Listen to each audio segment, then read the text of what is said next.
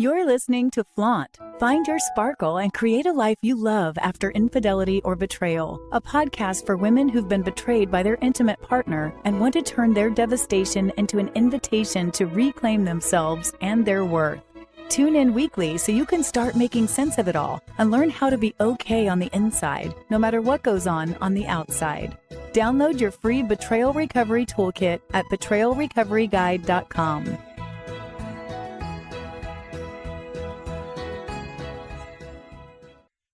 For years, I was trapped in a false dilemma that I didn't even realize was holding me back. I was convinced that if I wanted to grow my business and make real money, I had to be loud and aggressive or salesy.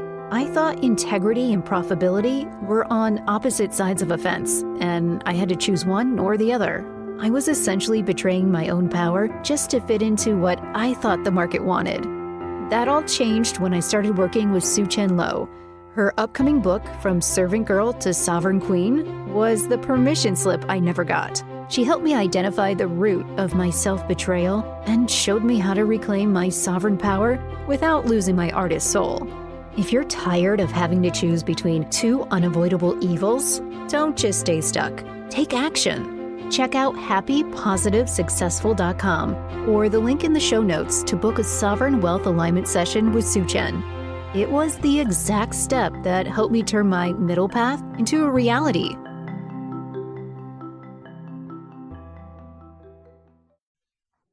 One of the things that gets lost, that gets stolen from us when we experience infidelity is our sense of sovereignty, our sense of power and control over ourselves and our lives.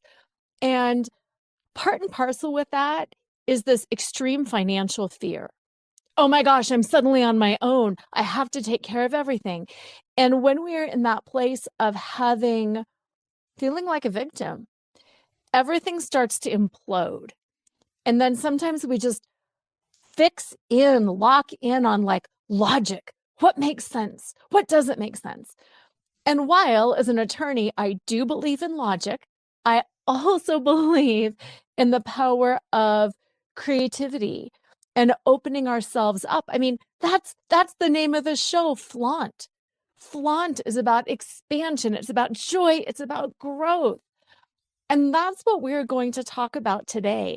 And no matter what stage you're in, if you are new to betrayal and you're still in complete shock, just listen, let these words wash over you. And if you're a little bit further down the line, let this conversation empower and inspire you to something more. My guest is Soochen Low, and I met her recently, and she is pretty incredible. She is all about sovereignty, joy, healing, power. And I also think, most importantly, the financial aspect of things. She is about, you know what? You can make money. It's okay. It's not bad to make money. It's good to make money, and you're not trapped and you're not limited. So welcome to the show, Soochen. We are going to have one heck of a conversation today. Thank you, Laura. We sure are. And everything you've raised is just very close to my heart, so I'm very excited. Yeah. Well, let's start by having you explain a little bit about what you do, because I know you work with entrepreneurs, but you do so much more. You've got such a heart for service, and I'd love for you to share that with our listeners. Thank you. So I serve creative, conscious powerhouses, well, women in particular, and they are mission and legacy powered. They're creative and they're conscious, like healers, coaches, personal transformational experts. And how I'm being of service to them is I'm a creative power business alchemist and a sovereign leadership catalyst. So what that means is that I actually help them to grow their businesses to consistent 10K months without the struggle, the people pleasing, and having to prove themselves. And what we do is we harness their creative power to build what I call their business masterpiece or a business work of art. And this work of art allows you to still be free, to still express yourself creatively, but helps you to feel safe, grounded, and financially supported. And why are we doing all of this? Ultimately, it's for you to really own your creative power and be in sovereign leadership of your income, your life, and your destiny. Yeah. Let's talk a little bit more about that.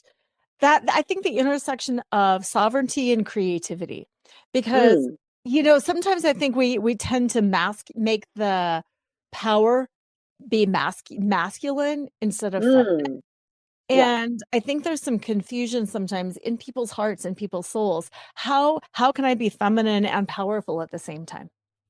Absolutely. So, yeah, thank you for that really great question. So, alongside of what I do, one of my superpowers is that I am a channel of heart wisdom, right? And the heart wisdom is really what I call the sovereign power, or being the queen of your life, your income, and your destiny. And funnily enough, as I said to you, Laura, before this interview started, it's on my 50th birthday, just about 2 weeks ago. The calling came in for me to write my solo book this year. And the title is From Servant Girl to Sovereign Queen. And this book is, just to give you a sneak preview, it's going to be talking about stories. It's about rewriting your story, transform your business, and lead the world. And the stories I'll be addressing is also the universal story, because when we think about the queen, um, we all have the picture. Well, I certainly have a picture of the evil stepmother who tries to kill Snow White, right? I don't have many references of a queen who is kind and loving and conscious. Right. And in a way, what I want to share with people, and what I will be really exploring in the book as well, is that sovereign queen means that you are a authority, or authority or ruler of your own queendom, where you are led by your heart. So when you are led by your heart, immediately it bridges this conflict between masculine and feminine, Yes. because all of us have masculine and feminine qualities, right? It's not a gender thing, it's just an energy thing. And so, how do we bridge these two to say, oh, how do I be powerful but not be too masculine? The pathway is really through your heart. Because when it's through your heart, you will, in a way, see both masculine and feminine in equanimity, and almost like a neutral, balanced approach to say, well, I'm just going to rise above stories of too female or too masculine. And it's just say, well, what is aligned at this stage, right? What is aligned? What does my heart call me forward to? And when you lead from that place, the heart wisdom, it always serves you well. And I have found this certainly when I left my 10-year abusive marriage, Mhm. when logic and finances and the world has just broken down, the whole world has collapsed, and really not knowing where to start, my heart was really that North Star that led me through every decision. It's like, where do I live? What do I do about money? Do I start a business? Do I go back and get a job? Like, all of this is like, when you lead from the heart leads you to a place where the mind has no ability to see, because the mind is struggling with the chaos, right? The chaos, the betrayal, the trauma of having just left a marriage or being betrayed. So the heart is really the pathway to really, in a way, lead you forward. Yeah. Yeah, and I appreciate all of that so much, both the heart wisdom and the queen, because that's what I do with with my women too. How do we get back to the heart, especially when the heart has been broken, when the heart has been hurt? Mm, And I think yeah. one of the first problems or blocks that people face is, I can't trust my own heart anymore. I thought Yeah. I picked this great relationship. Same thing with you. None of us pick a partner thinking, oh, I'm sure they're going to abuse me or betray me or hurt me. You know what I mean? So sometimes it becomes hard to trust our own heart. And that's kind of where I want to start this next question with. How do you trust your heart when your heart has been shattered? Yeah. Wow. What a great question. Um, you know, funnily enough, or not so funnily enough, when I left that marriage, obviously, being, the coach that I am, I would sort of self-reflect and go, okay, what happened? Why the hell am I here? I thought I picked the right guy, because one of the Yeah. promises I made myself was I'm never going to get married until I make sure that the person I marry will be someone I truly love. That was the promise I made myself. So you can imagine when I left this 10-year marriage and I'm sitting there all alone thinking, oh shit, I made this promise. I think I broke my promise to myself. So not only Yes. was it a betrayal of the partner, but also a self-betrayal to say, Soochen, you promised we were only going to get married to the person that we felt was true love. What the hell is this? Right? And so when I kind of, in a way, rewind and think about how did I get here, one of the pivotal moments when I first met the ex-husband, when I first met him, and it was at a dancing event, dancing for couples, I saw him, and this idea or this thought just dropped in to say, he is not my type, and I will never end up with someone like him, right? Hmm. Now, that was my heart speaking to me at the time very clearly. But unfortunately, I was too young and certainly did not know how to honor my heart or my intuition to hear what is this thing. I just went, that was weird, right? And then Mm-hmm. because the ex-husband was a narcissist, so they're very convincing and very persuasive. So I fell under his spell, and in a way went against what my heart saw very from the very beginning. And it took me 10 years to come Yes. to this point to agree with what my heart said. So I think when I came to this kind of reconciled point to say, no, my heart never let me down. I just didn't know or didn't know how to listen to it. So in a way, I found the means to forgive myself to say, okay, well, Suchen, it's okay. You didn't understand. You heard it, but you did the best you could. And I mean, gosh, yes. So you believed in true love, and well, you got it wrong. We make mistakes all the time. It's almost like the forgiveness to say, no, the heart did not betray me, right? And Yes. in a way, I didn't betray myself. I just didn't know any better. And well, hallelujah, it took me 10 years, not 20, not 30, 20, 10 years to really discover, okay, I get it. I get why my heart said this person is not my type. Now I Mm-hmm. get it. So I think in that space of, making peace with, no, my heart didn't let me down. I didn't let myself down. I was too young to know any better. But yes, I get it now after 10 years. And because I get it, I've honored my promise to say, oh, yeah, he's not my type. Okay, so we're not going to stay a single second longer. We're going to go now. So I think in that space, I almost, where my pieces or the pieces could be put together, so to Yes. speak. Yeah. And what I appreciate that too is, talking about the sovereign queen. It's not like queens have to be perfect. None of us are perfect. It's the power. I think that is what is more powerful is realizing, oh, this is what happened, and forgiving, accepting, being at peace with that and learning from that, Mm, because it's not about perfection. And when we hold that up as the standard, we are mm. going to disappoint ourselves all the time. Absolutely. And just to, add on to the perfection idea, if we remember again, the evil stepmother, what was she doing? She was looking in the mirror to be the most beautiful of all the worlds, right, of the kingdom. And that's what she was aspiring to, perfection. And well, that led to her demise because she didn't end well. So no, perfection is not a standard. I mean, I think, yeah, that's just not even a realistic thing because we all have imperfections and it's through our imperfections that we grow. So, Yeah. if you're perfect, there's no room for growth. That would be really boring. So yeah, exactly right. So no, it's not perfection. It's an evolution. It is a growth and expansion. Yeah. Mm-hmm.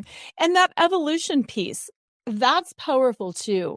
You had that story where you were saying, my heart said no. Interestingly, and my listeners know this too, when I saw my husband, I was engaged to somebody else. I was not looking for Oh, a relationship. And right. I heard in my soul, in my heart, that's the man you're going to marry. And I thought, Wow. well, that's interesting because I'm getting married to somebody else in a year. And that was something also that stuck with me. Like, Mm, why was my heart saying that? Because this is my journey, because this is my mm, path for my growth. And whatever it is, whether you feel like I didn't listen to my heart and it didn't turn out, or I did listen to my heart and it didn't turn out. I think the question uh-huh. really is, you know what I mean? So what can I do with this? And I do think the wisdom of my heart knew best. I do think this journey, as horrific as it was Mm, exactly the journey that I needed to find my creativity, to step back into my power, to become the sovereign queen instead mm, of living the way I was, which was powerful. Yes, I was a lawyer, I was educated, I did that. And yet still I wasn't fully myself. mm, mm. Yeah, and I think wow, it's just saluting you in your journey. That's so interesting. That yeah, listening. Some people think, oh, if you listen to it, it would lead you to the nice place and everything will work out beautifully. And and it's so interesting that you share with us that contrast. Yeah, because it's about growth and evolution. It's not about what's the nice place to go to. And again, the nice place that your mind comes up with isn't really aligned to your growth and your expansion. And a lot of people do ask me, do you hate your ex-husband? And I say, no. In fact, when every time I think about him and what I've been through, I am grateful and I recognize the purpose of it. Because without going through those 10 years, I wouldn't be here today talking about these really deep topics that you really need to experience. Like, you would never know what it feels like to be divorced, to be in a minimizing relationship unless you've been there. And I certainly feel that even though I always thought I was a very empathic and very compassionate person, now it allows me to really connect with my clients and just people that I meet all the time with way more compassion because it's like you never know the Mhm. story that someone is having in the background. Like on the surface, they look like they got it all together, but you just never know what pain and what trauma they're suffering. So I think this level of compassion because of what I've been through really helps me to connect deeper to people. So yeah, Mhm. I'm grateful. And obviously the wisdom that I gain and the thing that wisdom has to be lived. Yes. Theoretically, we know concepts, but we really have to walk every step to actually say, you know what? That was just a theory. I've been through it, and I'm here to tell you that that wasn't really accurate. This is the real thing. Yeah. Yeah. So, Yeah. yeah. Lived experience makes a big difference. And what you said about being able to relate to people in different stages, here's my big question for you. You are Uh-huh. a very empowered woman. Mm, You own yourself. You are creative. You listen to your heart. You are there. And yet it is my guess that it's not that you just came out of the womb this way and every moment was just fine. That there were moments where you questioned yourselves. You have built an incredibly successful business. And yet I'm sure there were times where you thought, I don't know why I'm here, or I need to mm, stop doing this. This was a horrible idea. And mm, I'd love for you to talk a little bit about your journey from disempowerment to empowerment to leaning into creativity to leaning into the heart and then to having those moments where you felt wounded, you felt ashamed, you felt sad, you felt like you were not enough and that you did need to prove yourself to be worthy. mm. Yes. Wow. What a, It's great deep. question. Deep. It's deep, and I could talk about that forever. Um, but yeah, I think no, I certainly did not can't come out of the womb like this at all because I came out of the womb and needing to really knowing how to earn love and approval. So I'm somebody who can't see my own worth and can't see how amazing I am. But the ex-husband did see that and saw my creative power and financial power as, a meal ticket, really. He still saw me as a literal gold mine. But I didn't see that because, I was always ready to prove myself and turning myself into a pretzel just to tick people's boxes. So I had that wound, and I was, so I'm ready to earn love and approval, and so attracted somebody who wanted supply of love and approval. So here we go. Perfect match. Yes. Me and the ex-husband, right? And there we go. So was that a mistake? No, I mean, I attracted it. Was it my fault? Well, no, because I had that trauma and that wound of earning my love and approval. So naturally it would unfold in that way. Yes. So in the 10 years that I was with the ex-husband, as I said, it was very much always feeling not good enough. And money was the topic on the table that he said I was not contributing enough. Now, logically, because I'm a very business minded, it never made sense to me to say no. I mean, the consulting business is a 7-figure business. My coaching was 6 figures. There's plenty of money running around. I don't understand why I'm not contributing enough. So, from the logic sense, it just didn't make sense. Right. But because we have this person in our life that we put on a pedestal, and I certainly put him on the pedestal, because it's like, well, if he loved me, then I would be worthy. If he loved me, my world would be perfect. So when he said you're not contributing enough, I just took it as gospel, just because we've learned from a young age from our parents that we need to listen to other people, right? And so it was always about, okay, I'm not good enough. So, oh, I'm still not enough, still not enough. So I would just find all sorts of ways to try to keep ticking those boxes. Mm-hmm. So for women out there who, are struggling with the idea of you can't make money or whatever, I'm somebody who made lots of money and still was thinking not good enough, right? So it's really not about do you have money or not. It's about how you think about it and whose story you believed. And obviously I believed the ex-husband's and not mine. So I have been, in a way, for 10 years, constantly in that rabbit hole of feeling not good enough, trying to prove myself. And once I felt that I could come up for air a little bit, then chaos would happen, because that was a tactic he used to make sure that I was always kept small, that I couldn't speak up. I was always doubting myself just so I could work really hard and keep supplying him with all of that. So when I made the decision at the tail end of the 10 years to go, oh, wow, no amount of money is actually going to change this conversation, because I landed a 20K client. In the coaching world, we all know 20K is not a small amount, right? And I thought he would be excited, but he wasn't. He actually said, oh, 20K, they're going to pay you that much money? Well, they must be crazy, because I would never pay you that much. Wow. So, I know. So that hurt in all the places. But it also was a very big light bulb to say, oh, it's actually not about the money. Mm-mm. And actually, it's not about me. So very liberating, but obviously a bit sad, because I think if I thought that it was still me, at least I would stay in the marriage and I could still keep working on it, right? But then to realize, oh, I've done everything within my power in this marriage to really give it a good go, and it hasn't worked.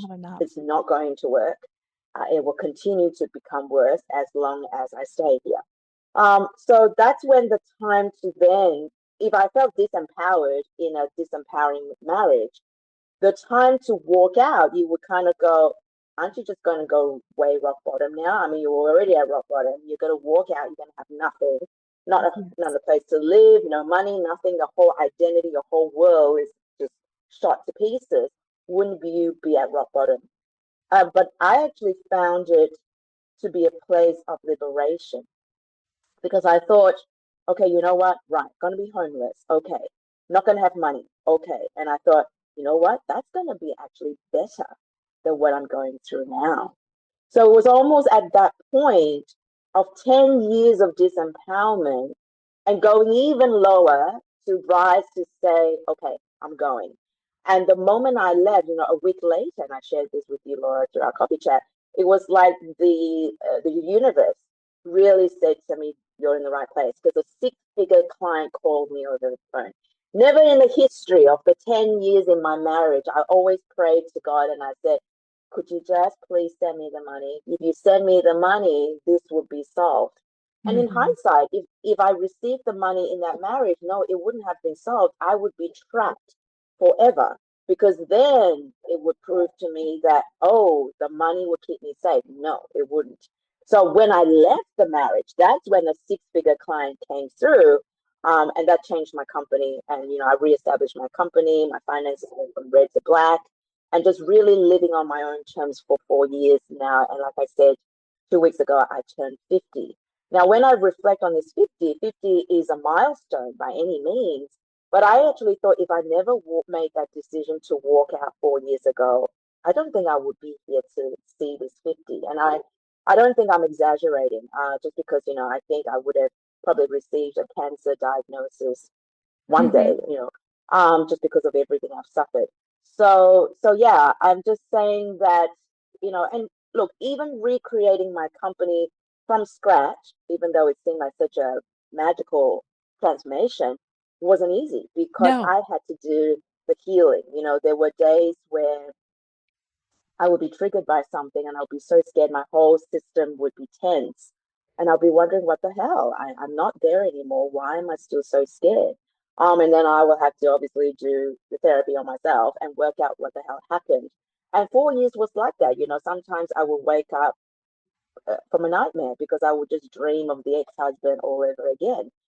Sometimes it would be raining and I would Mm-hmm. be getting scared and really hyper vigilant. I'm thinking, what the hell? And it was because rain was one of the spells that he cast on me because he said, when I first met him, I said to him, I don't like rain. And he said, oh, really? He said, I think rain is romantic. And that was one of the spells he cast because every time it rained, I had the story, oh, rain is romantic. When I left the marriage and it started raining, I had this like visceral tension in my body. And I'm thinking, what the hell just happened? And it was Right. because that spell has been broken because no, I never believed rain was romantic. And I almost had to create a new spell for myself, so to speak, to say, no, rain is a blessing.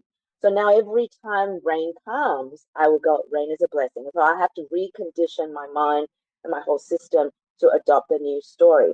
So it's like, and there will be days where getting out of bed was like tick. That was the only thing I did. And thank God I could just get out of bed. So yeah, I had to coach myself through all the pain, the trauma, the healing, and slowly spend money. And yes, I didn't have much money, even though I had the six-figure client come in. Um, I had to pay rent. I had to reinvest in my business. I had lots Yes. of debts to pay. So yeah, it's just lead one step at a time. And like I said earlier, it's about the queen, the heart, wisdom at every micro step to say, Mm-hmm. what do I do now? Because I was prone to panic because, when your whole world just collapsed and nothing has been established, you just feel like every decision is just so pivotal. It's like, no, no, no, if I make the wrong step, the whole thing would collapse all over again, right? Yeah. But the heart was really the pathway for me to just come out of all of that Yeah. step by step. Yeah. Yeah. And you said something, and it's so important that when you're at rock bottom, we have this fear of like being at rock bottom. Oh no, I'm going to be there. Oh no, oh no. But you're right. That is that liberation point. That is the point that sets us free because we faced our biggest fear. And I know a lot of the women on the show here will reach out to me, whether we're coaching or in a group or just send an email, and they'll be like, what if I get it wrong? And what if I'm alone for the rest of my life? And what if, and what if? And it's like, I get it. We have Mm, all been afraid for finances, relationships, you name it. And it's hard mm, to tell people it's okay, just face it. But so often when we do face that fear, we realize it's not as big of a fear as we thought it was. mm.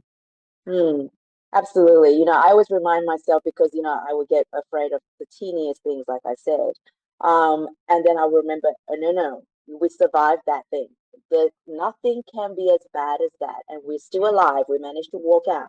So it's okay. It's okay. So I almost have to parent myself Yes. through, yeah, through the triggers. because they feel real to the body because Hmm. we went through that for 10 years. So there will be time where it slowly integrates again. But yeah, I say that to people. I mean, if you think about all the things that you went through, the times you thought you died and you thought, okay, I'm not Yeah, going to wake up tomorrow, that this is it. this is But you it. do. Yeah, Hmm. the sun rises and you do get out of bed and you still keep walking. So it's like yeah, there's Yeah. always on the other end. And like I said, when I walked out, I thought, okay, you know what, I could crash. I think I'm going to crash and burn. I'm just going to leap. I'm going to crash and burn. But I didn't. I discovered I had wings that I can Hmm. actually fly. And this is so true for every woman out there. You know, I've spoken to so many women through my work that you to be you will be astounded by what women can withstand and rise from. It's just it just boggles the mind. But we're tough. We're tough, and we can handle anything really, Hmm. anything. Oh, I agree fully. And I think that's where the creativity piece comes in. It's Mm, not about always doing things by the book. It's not about no, proving yourself. It's about where are my gifts? What is my wisdom? What can I do next? Because you're right, women have created something out of nothing for all eternity. And it mm. is our superpower. We are creators. We are divine creators. And we can create whatever it is that we want. And sometimes that's really hard to believe.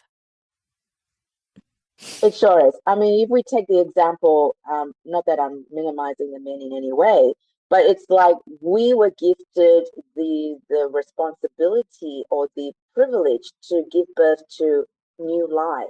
Right? We Yes. are the only gender that has this gift, right? So if we can do that, and you know, obviously, I didn't have the gift of having children go through me, but in this next stage of my life, I work with 500 weeks kids a week. I've worked Yes. with 80,000 children now. So I think as women, if we can go through childbirth and really birth a life, really, I mean, we Hmm. carry that soul for that time, and like people, sometimes when men have just an iota of the period pain that we go through, they're like, oh my gosh, how do you guys go through this every month for X amount of years, right? Because they wouldn't put up with it. And we do this through childbirth, through the fact that maybe we could die. There's a high risk that we could die from this thing. And then we're like, no, I don't care. I don't care what the risk is. I'm still going to birth this baby. I mean, all of that takes so much is infinite amount of love and courage and resilience and everything, all the things that I feel like if women out there are underestimating themselves or just thinking Yes. I can't do this, that's a big fat lie. I mean, this is a huge lie. If you just think about just whatever you've done, this is not possible. It's not possible. It's just about leaning into that creative power because we are the creative source, right? We create lives. So if we are the creator, there's nothing that we can't do. But I think, as you said, Laura, if we fall into the victim to say, oh, they did it to me, this happened to me, then of course you wouldn't have your power. But if Hmm. you realize that this is what I said, that's why I brought it back to my heart wisdom speaking to me to say, yeah, my heart did say it to me. I wasn't a victim. I just didn't understand what it was saying. I didn't know what it meant, but Right. it said it to me, right? So therefore, our power is always there. Maybe we Yes. haven't recognized it. Maybe we haven't claimed it. Maybe we don't know how to, but that doesn't mean it doesn't exist. It's there. So it's about knowing how to or coming to terms with it, to do something with it. Yeah. Yes. And I love the word underestimate because you're right. So many women underestimate themselves. And also, and this does sound stereotypical, but I hear this a lot. Well, I can create around the home, I can create around the family, I can create like a supplemental income, but sometimes just that mental hook for people. If you can create your little part-time supplemental income, you can create truly millions. You can Yeah. create a very successful business. And just sometimes making that leap between creating something small and creating something big. I think sometimes that's difficult for people too, because I don't want to feel selfish because I am a Mm. giver. And I would just love your thoughts on that empowerment, that queen level, that money is not bad. Creating Mm-hmm. great finances creates great power. And like you were talking about the youth that you serve, Mm. it's my guess that you have the ability to serve that many youth because you are financially well off and you're not trying to work 3 and 4 jobs just to get by. Mm. Mm. Yeah, no, definitely. I think money and women, I mean, money and really humans we've had this long-standing story. But one I want to speak to, which is probably one of the stories that I will speak to in the book that I'm writing, is this idea about women being the giver or the supporter, right? Yes. I think before we went into, I think it was the Industrial Revolution, and then men became the providers and all of that. I mean, we as queens, we were warriors. We were like leaders of like civilizations. We were Yes. fighting, right? We were skilled in all the arts. We were hunters and gatherers as well, and we were nurturers as well. We did it all, right? Yes. But something happened through this whole evolution of the humans, and then the men decided, well, something happened, and the men rose, and then women became this supporter role. And I'm not saying there's anything wrong with that, but I think we need to recognize that what happened if we were leaders and warriors at one stage, then why did we stop? When did we stop?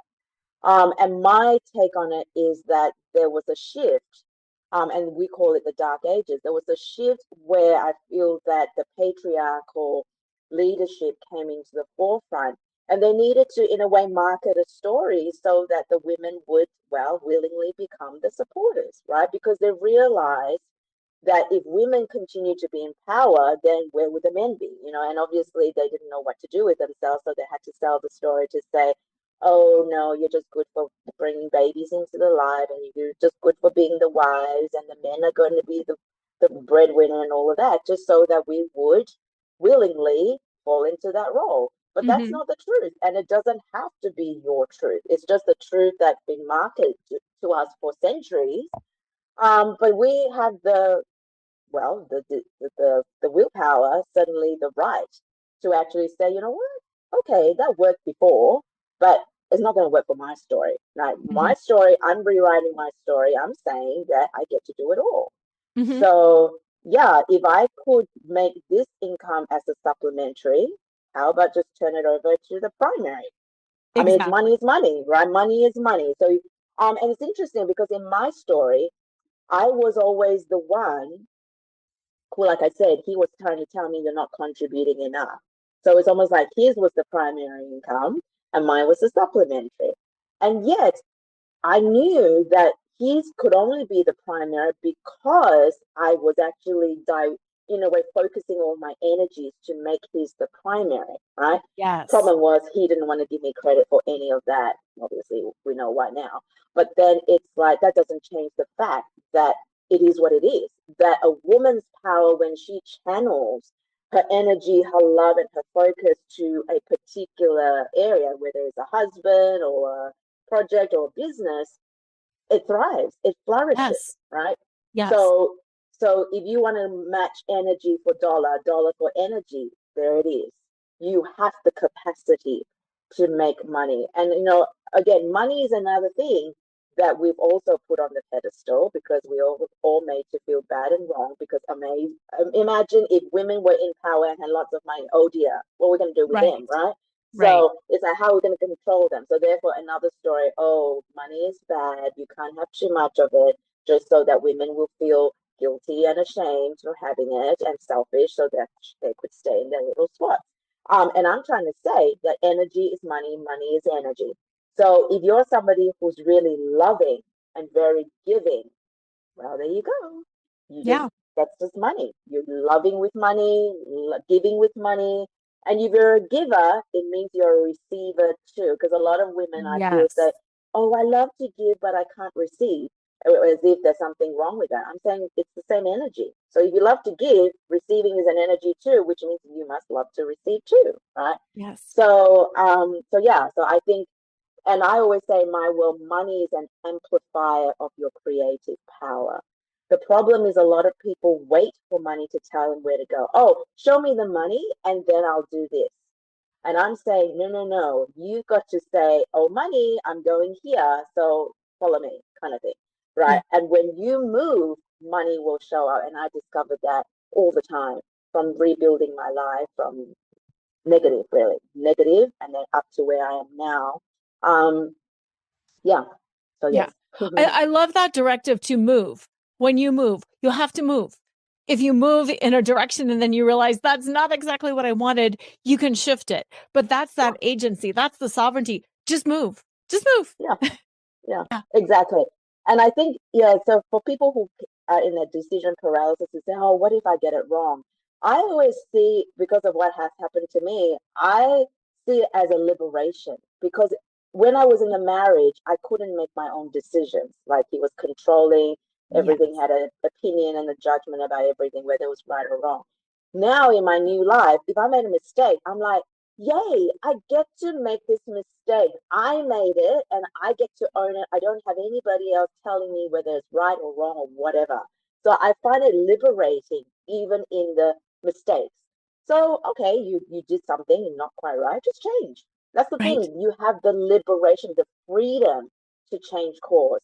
When I was in the marriage again, I didn't have a liberation. If I wanted to change my mind, I almost was made to feel bad about it. Like I was made to feel like a crazy person just because I changed my mind.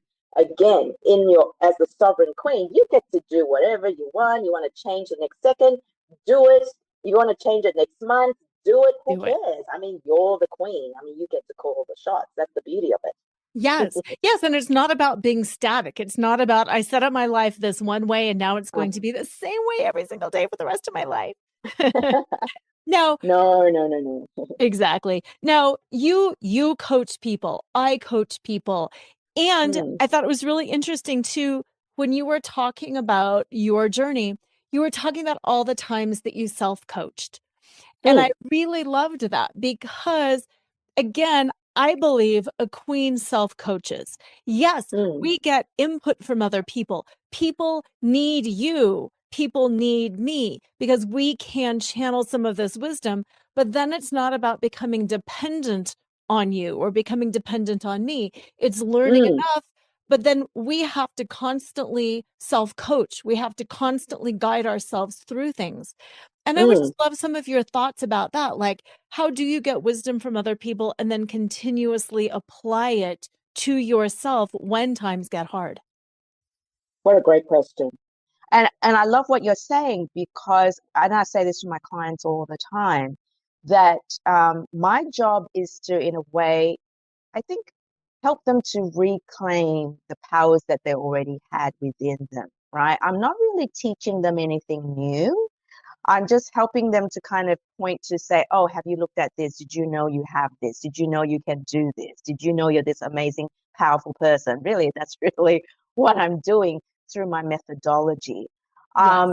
So, and I feel like if anybody tries to tell you that they have some secrets and they're teaching you and you don't have it, then I think it's a lie because we all came with our gifts. So we are all powerhouses in our own right.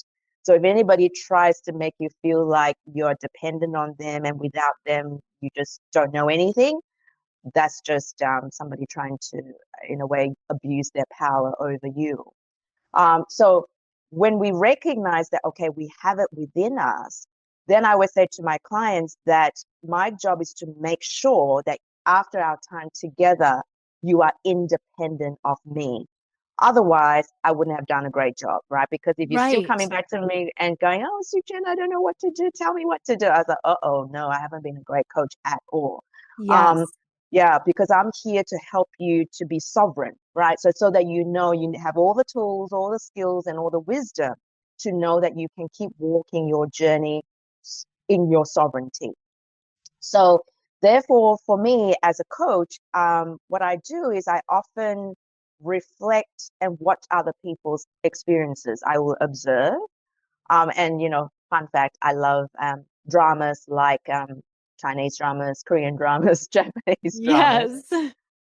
Just because I think I'm an introvert. And for me, yeah, I'm not seem like an introvert, but I am an introvert and extrovert. I can be an extrovert when I need to. but then I need to recharge after seeing people, lots of people for big chunks of time. So therefore, a way for me to, in a way, understand people's different situations is through these dramas.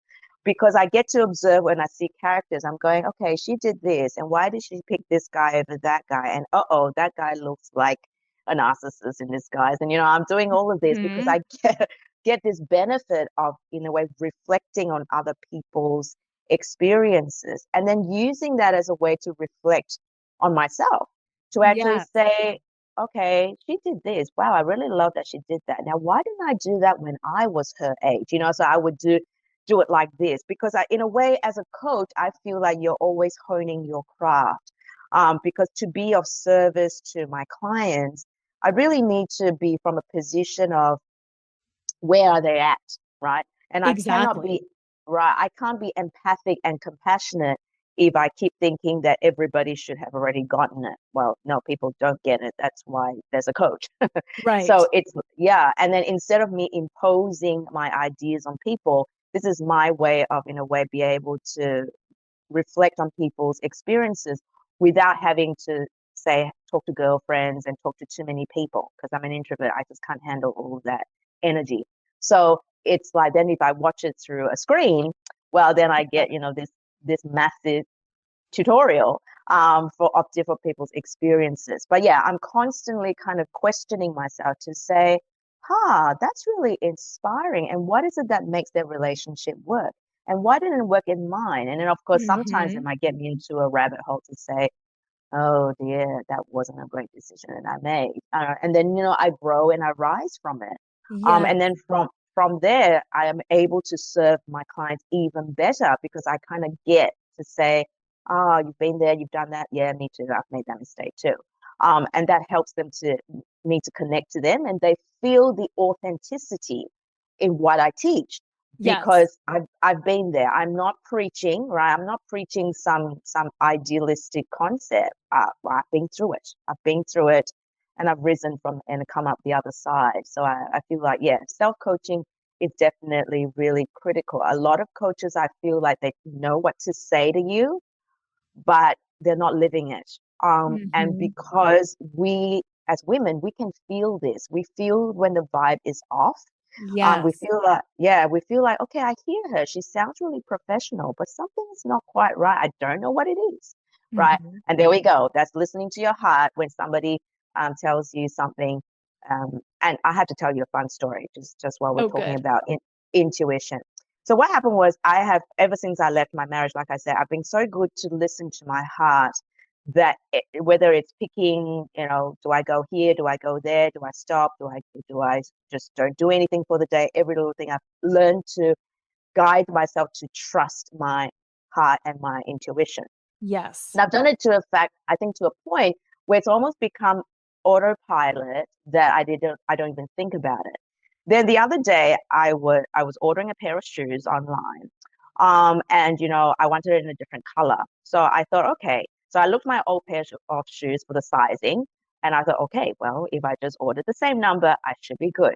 And this voice comes and tells me, uh, why don't you call the store just to make sure that the size you're ordering is actually the right thing to order, that you're going to get the same thing? Hmm. And I haven't done this for a long time, but I actually said, nah, I should be fine. I mean, it's 7.5, says 7.5 on the shoe, 7.5 on the website. I should be good. Right. So I ordered it, and then the shoes came, and it's too small. And Oh. then I know, too small. And I call the store, and of course, she says to me, oh, you needed to have ordered this size, because this is a unisex size. So you needed to order it in the men's 7.5. And I thought to Mm. myself, this is exactly what my intuition was saying to me. If I had just taken that step, listened to it, and just made the call, now the shoes would be perfect, right? Yes. But then there was a very little lesson, but to, in a way, remind me of, wow, my life has been so smooth and easy, not because it's just lucky, but because I have been intentional to Yes. follow the intuition. And when I didn't, this is what happens. Now I have to return the shoes, and I got to do the whole thing. And then another funny thing, uh, what happened was with these shoes, I had to actually rip out the inner lining just because I've got funny feet. I've got to have extra roomy shoes. And I was just about to rip the inner lining, and I Oh, heard the voice to say, you might want to call them first before you rip this thing. And I actually listened, because good. if I had ripped it out, that means I would have spent $220 and I wouldn't be able to Couldn't have use the used shoes. them. Hmm. Yeah. So there you go. I mean, this is a very small example, but almost like a reminder to say, listen to your intuition. It is not an Yes. accident. It is not a thing. It's not a funny random thing. It is a real thing. It's an intentional thing that makes your life so much easier. So much So yeah. easier. Yeah, so much easier. And same thing, in the infidelity space, I listened to my heart. And even though everybody told me, you leave him, he is horrible. This is a jerk. You're done, aren't you? There was something my heart said, this story isn't done. And you know Um, what? Do you know what I learned from staying around and staying present? Everything. And if I would oh, have listened to the external people saying, just leave, cut him out, be done, file for divorce, I wouldn't be where I was at. And even mm. though sometimes our intuition, I think, is against conventional wisdom, taking that breath and dropping in, and again, staying present. It's not that my heart told me this and now I'm going to stay present for 10 more years of abuse. It's not that. Mm, But it's mm. continuously staying present and continuously checking in with your intuition. So I really like that story. I know, because when that happened, I'm like, oh my gosh. Mhm. Mm, Yeah, but exactly. yeah. So, and when I return the shoes and all of that, I'm like, okay, this is a good lesson. This is a good lesson. I'm going to own Yeah, this thing. Yeah, yeah. good reminder. So, yeah. And I think a good sign that your intuition's talking to you when you want to, your instinct, your reaction is, no, no, no. Right? You know Yes. you've hit on something. When you go, nah, no, can't be, you know you've hit on something, because it Yeah, always comes in from left field. It always does. it does. It does. Well, where can people learn more about you and your work and all of that good stuff? Yeah, sure. So they can go to my website, www.happypositivesuccessful.com. I think just Google me. You'll find me on LinkedIn, Facebook, and all the social media channels. Yeah, that would be how they learn about me, and then obviously other podcasts that I've done and interviews. Yes. Yeah, absolutely. And I'll put those in the show notes. But that was the other thing that I appreciate so much about you. Happy, positive, and successful. Because sometimes, again, talk about those beliefs. Oh, well, if you're successful, you can't be happy. Oh, well, Mm, if, and yes, being happy, being positive, and being successful, that's all the same thing. You don't have to work too hard. You don't have to sacrifice your health. You don't have to prove yourself. You can be happy, positive, and successful no matter what. no matter what, you can have it all. Have it all. And if anybody tells you differently, then you just go, you know what? I'm sure there's a way. There's a way, because there's an infinite possibilities universe. So, every possibility exists. It's just about finding the way to bring it in. So if anybody says no, well, I'm somebody, when somebody says no, I'll go, I'll show you. That's Exactly. just who I am. Exactly. But that's that creativity piece, because you're right, all Yeah, possibilities exist. So how yeah, do we get there? And sometimes it's not worth the cost to get there for us, and that can be a choice that we make. But yeah, knowing that still the possibility is there, the possibility is there to do just about anything, but I might not choose that. I'd choose something else. exactly. And that's perfectly great. That's what being a queen is about. You get to choose, and Yes. nobody can say anything because you're the queen. Absolutely. Well, thank you so much for this conversation, for your vulnerability, for your willingness to share, and really for your wisdom around sovereignty, around joy, around positivity, around creating a money in abundance. I really appreciate it. Listeners, have an incredible week. Reach out to Soochen. She is just such a positive light in the world. And always, always remember to flaunt exactly who you are, because who you are is always more than enough. For years, I was trapped in a false dilemma that I didn't even realize was holding me back.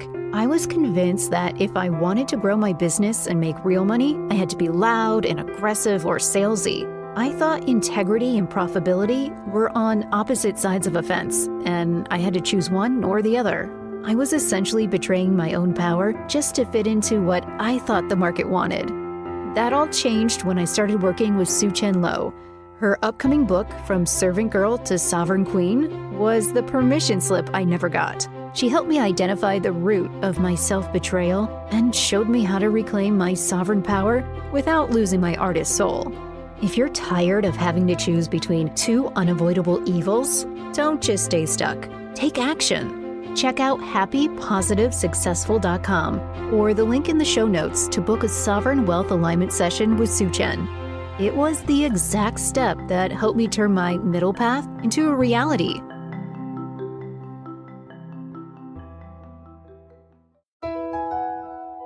Tune in next time to Flaunt. Find your sparkle and create a life you love after infidelity or betrayal with Lora Cheadle every Wednesday at 7 a.m. and 7 p.m. Eastern Standard Time on syndicated Dream Vision 7 radio network. Uncover the truth of what's possible for you on the other side of betrayal and develop the skills and strategies necessary to embrace the future and flourish today. Download your free Betrayal Recovery Toolkit at betrayalrecoveryguide.com.